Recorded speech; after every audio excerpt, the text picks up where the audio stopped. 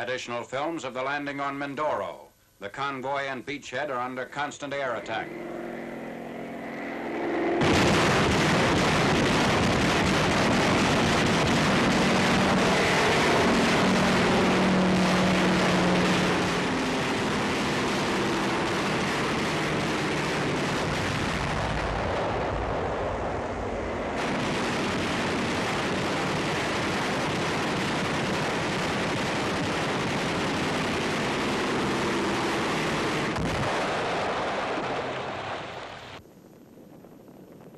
Survivors from a burning ship are picked up.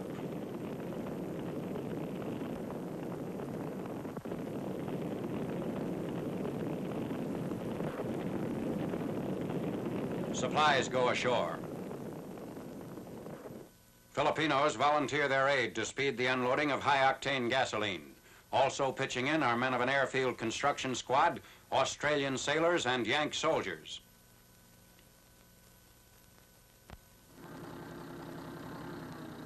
Number 605 unloads while Jap planes try to stop the flow of materiel to shore. Number 605 damaged by a nearby Jap plane crash. The plane hit a fuel dump on shore, the impact showering the bow of the ship with gasoline and parts of the plane.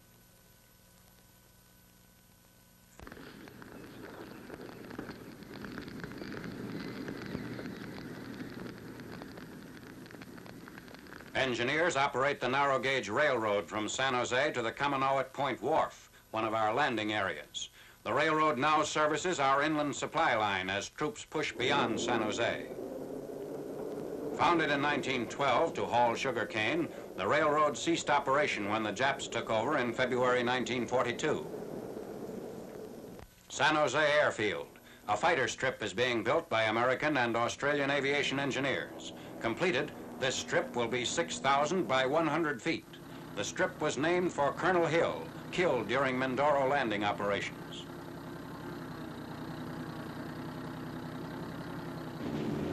The first plane lands on the new strip, base for future air operations against enemy installations on Luzon, Formosa, and the South China coast.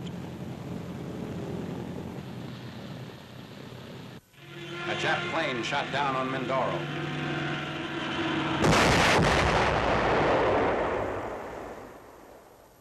The impact digs a crater 24 feet across and 14 feet deep. One of our P-38s makes a crash landing.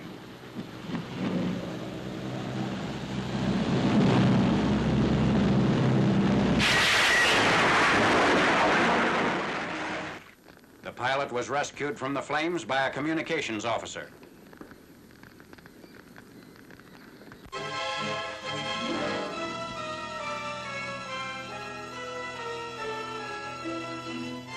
An Arctic skyway for sending U.S. Lend-Lease planes to Russia.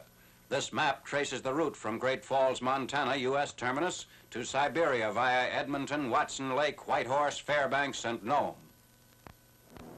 Edmonton, capital of Alberta, first big Canadian link in the chain of air bases known as the Northwest Staging Route. To sustain operation, food, furniture, and other items are flown to various key points. The route is to Russia what flying the hump has been to China. North to the Yukon. Originating as part of Canada's wartime airway expansion, the route was offered free to the U.S. as an airway to Alaska.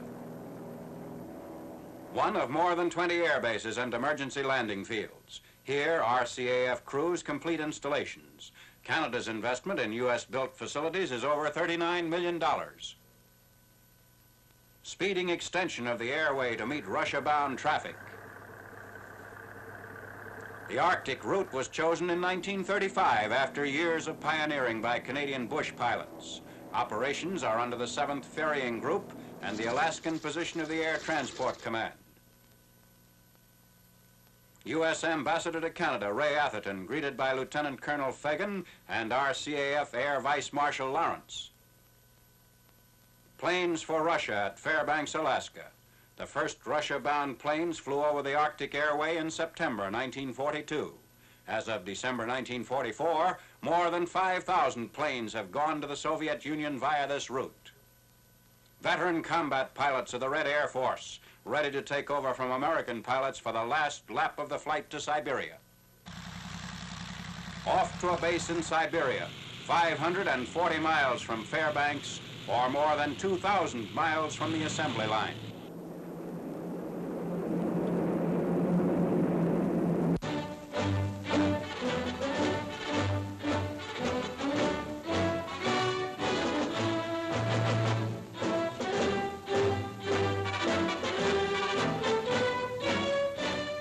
British troops on 30th November advance on Pinway, 174 miles north of Mandalay. Major General Francis W. Festing is in command. The Chinese 155 battery is commanded by an American liaison officer.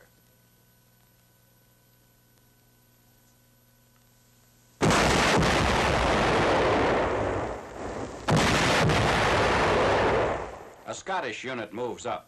The retreating enemy elected to fight for Pinway, and the stubborn resistance cost many Japanese lives.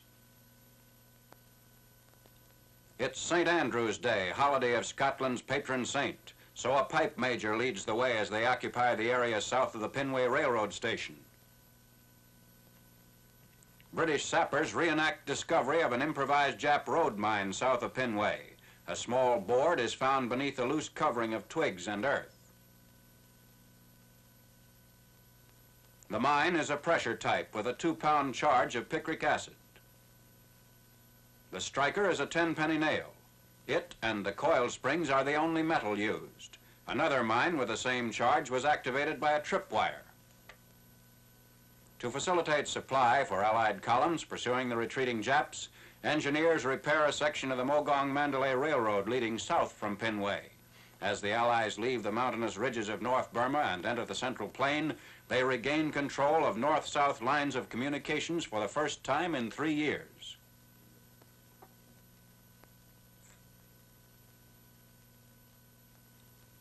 In mid-December, construction continues on the Lido Road, which has been taking 10,000 tons of cargo monthly to the North Burma front. As Allied columns drive for a juncture with the Burma Road, extension of supply routes keeps pace with offensive operations. The American-operated Bengal-Assam Railroad, a feeding line for the Lido Road, is now carrying more than double the pre-1944 tonnage for the Manipur and northern Assam stations. Engineers prepare for heavier traffic on the Lido Road.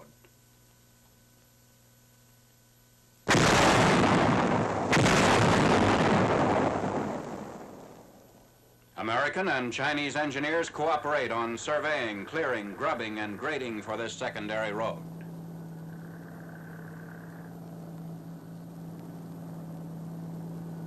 On 14th December, Brigadier General Louis A. Pick, Lido Road supervisor, arrives at a road construction headquarters. He accompanies Major General W.E.R. Covell, commanding General SOS India-Burma Theater, on an inspection tour.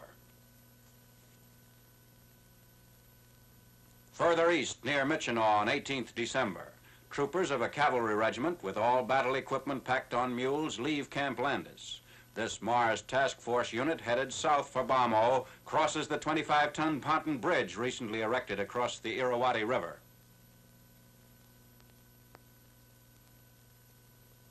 At Bamo, shortly after its capture, General Sun Li-jen, commanding the Chinese First Army, accompanies General Sultan on an inspection tour.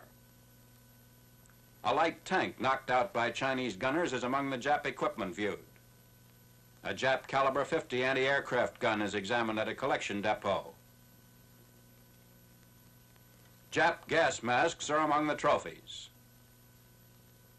Commenting on the operation, General Sultan said, "The Chinese infantry and artillery deserve the highest praise for knocking out Bamo, which I believe was one of the strongest Japanese positions in North Burma."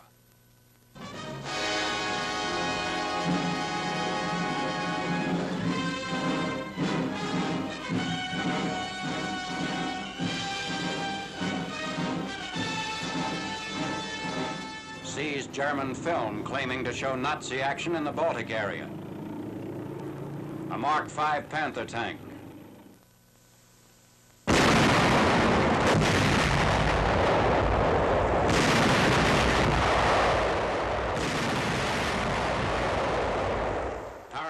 75mm gun, self-propelled on a tank chassis.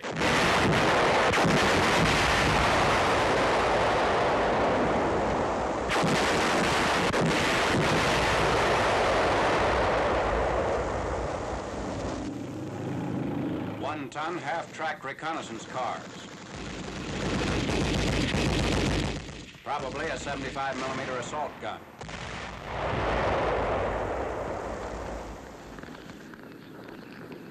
A Mark III chassis propels this gun. A synthetic sequence edited by the Nazis to show how a Russian T-34 tank is trapped. The non-com is ready with a Panzerfaust, equivalent of our bazooka. A knocked-out T-34 tank, which may not be the same as previously seen, since here it is close to a damaged Russian SP gun. The Nazis identified these as Stukas dive-bombing Warsaw during the repression of the Polish underground last fall.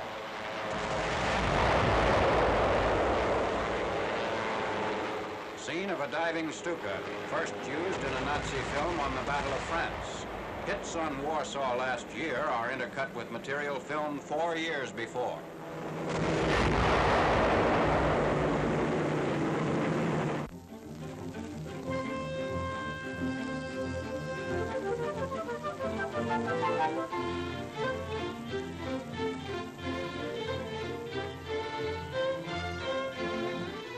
Inside liberated Paris, last vestiges of Nazi occupation are removed. Sections of the French capital's principal subway stations had been converted into factories making airplane parts for the Luftwaffe. Workmen break up the concrete, which the Germans spread over 6 miles of the rail as flooring for the underground war plant. On the station platforms is the machinery used in this unique aircraft factory 300 feet below the street level. Parisian machinists dismantle the equipment, which bears markings indicating U.S. design.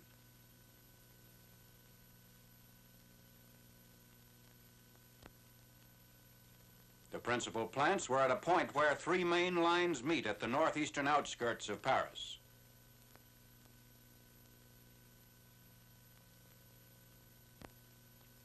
Once these workmen finish clearing the tracks and hauling out the cement and stone, normal operation will be restored on the Paris lines.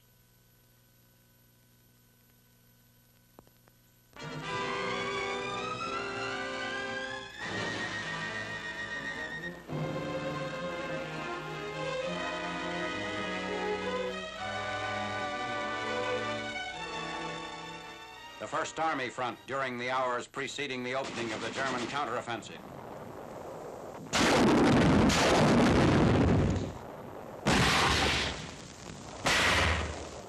This action took place at Görsnich, Germany, 1,500 yards west of Düren. Youthful Nazi soldiers surrender. German rear guards were being swept back toward the Ruhr River, and Lieutenant General Hodges' forces had opened strong attacks north and south of the Ruhr dams. Also enveloped in the pre-counteroffensive drive was the German town of Echt, 2½ miles from Düren. Here, men of the 9th Infantry Division captured 2 German 120mm mortars undamaged. The smooth-bore, high-angle firing, muzzle-loaded weapon is carried on its own trailer. Bipod, mortar tube, and base plate comprise the essential sections of the German 120. The base plate has 4 carrying handles and deep ribs which dig into the ground. A socket is provided in the base plate for inserting the tube. A chain and spring at the bottom of the bipod help absorb shock. Saddle and clamp are used to affix the mortar tube. This is the type of sight mechanism used with the German mortar. It fits into place on the bipod as shown.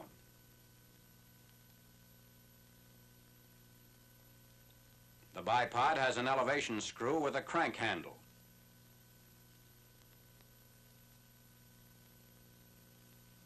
A hand wheel is employed with the traversing screw.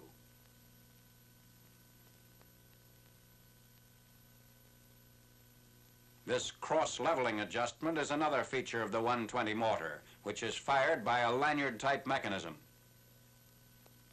demonstrating the weapon's recoil.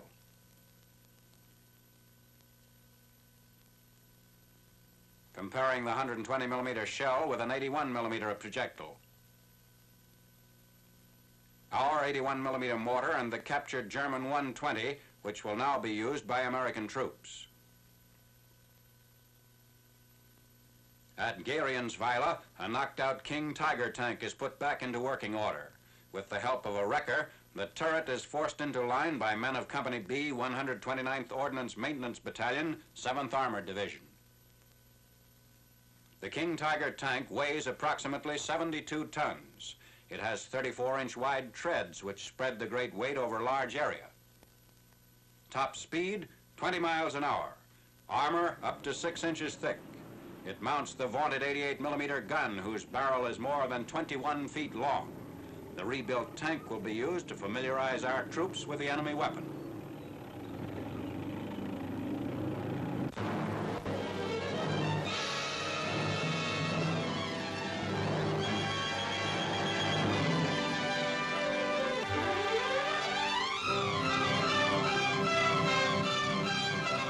Inside Strasbourg, principal French city of the Upper Rhine Valley.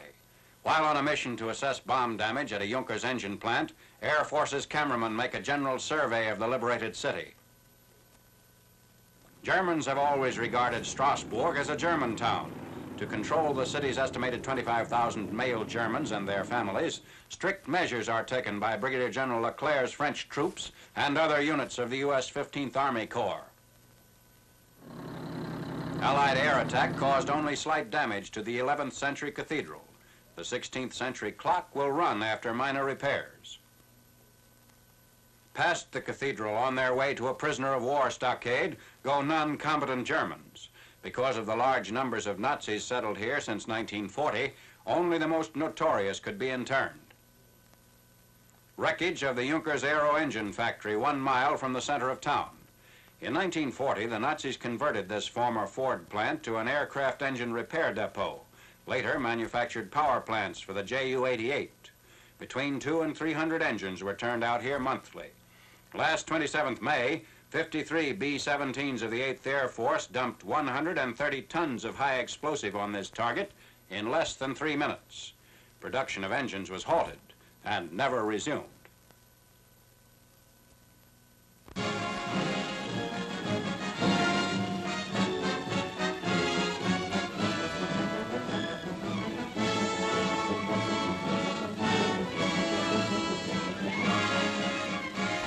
Our planes scour the December breakthrough front and points behind the lines, pulverizing the enemy's supply columns. For 8 days, bad weather shielded the Nazi counteroffensive, and von Rundstedt advanced free from air interference. Now the full power of every Allied air force in Western Europe is thrown against the Germans. Flak catches some of our aircraft, which leave a smoke trail as they fall. Incidents in the defense of Bastogne. Men of the 101st Airborne Division begin their march to the outskirts of the vital road junction town. The U.S. command had given one order: hold Bastogne at all costs. To this end, the 4th Armored Division also moves up, and along with other units, make sure that besieged Bastogne holds firm.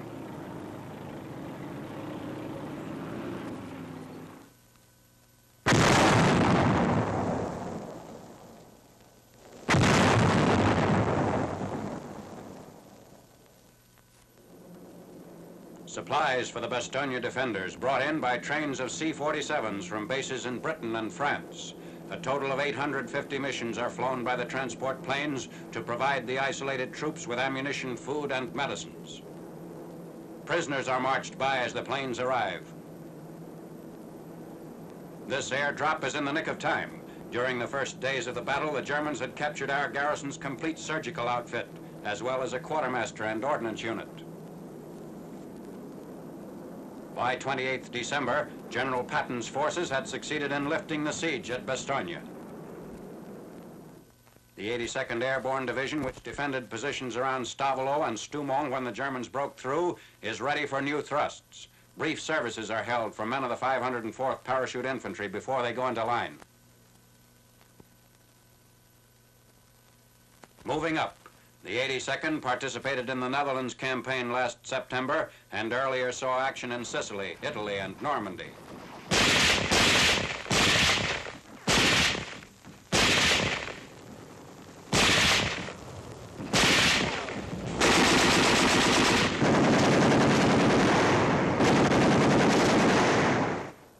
German heavy equipment, knocked out by the 82nd without support of artillery or tanks. Many towns south of Stavelo fall to the 82nd as they help compress the Belgian Bulge.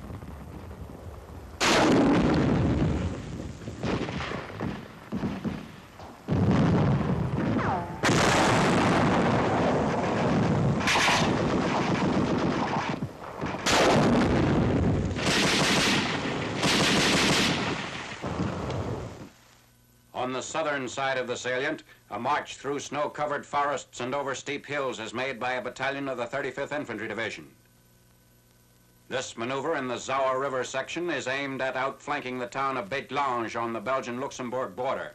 The trek coincides with the halting of von Rundstedt's progress along the entire front.